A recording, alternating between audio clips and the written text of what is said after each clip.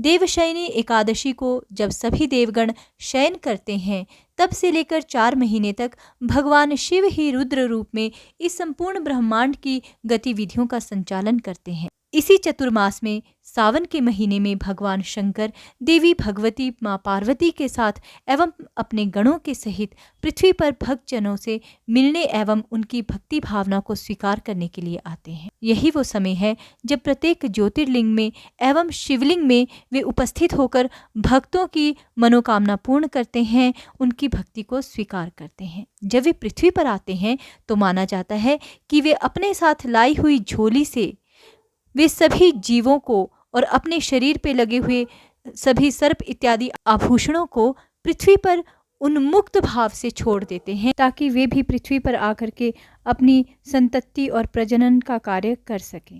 इसलिए भगवान शिव के ये आभूषण और वाहन जब सावन के महीने में आपके घर के सामने सुबह सुबह आ जाए या शाम के समय आ जाए, कुछ पल के लिए ठहरे और चले जाएं, तो इन्हें देखना बहुत ही शुभ माना जाता है।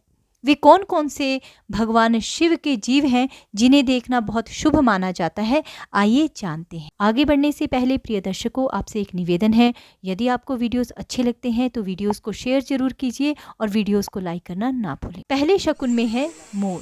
सावन में नाचता हुआ मोर या मोरनी का जोड़ा देखना सुबह सुबह या शाम के समय घर में लक्ष्मी के आने का प्रतीक है। आपकी सुख समृद्धि आने वाले समय में बढ़ने वाली है।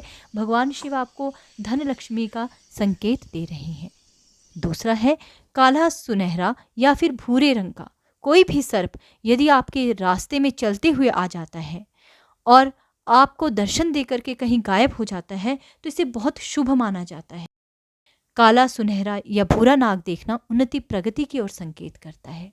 तीसरा है काली या फिर सफ़ेद गाय यदि आपको सुबह सुबह दिखाई देती है और विशेषकर वह गाय जिसके सींग अंदर की ओर मुड़े हुए हों, तो यह बहुत ही ज़्यादा शुभ मानी जाती है।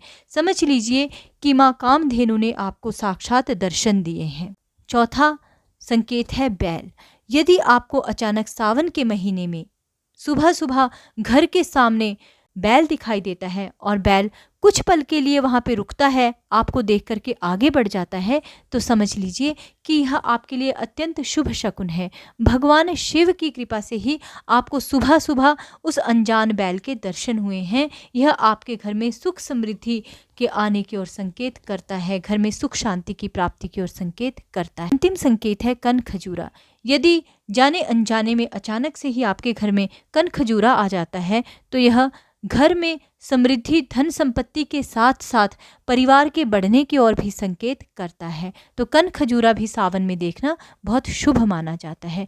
ये पांचों प्रतीक बहुत शुभ माने जाते हैं, लेकिन आपको इनमें से कोई मरा हुआ बीमार यदि दिखाई देता है तो उसकी यथासंभव सहायता करें। यदि घर में भी सर्प निकल जाते हैं तो उन्हें मारे ना, उन्हें किसी विधि से घर से बाहर निकाल दें। वैसे जो संकेत भगवान के दिखाई देते हैं वे सिर्फ कुछ पल के लिए दिखाई देते हैं और अपने आप से ही वहाँ से चले जाते हैं।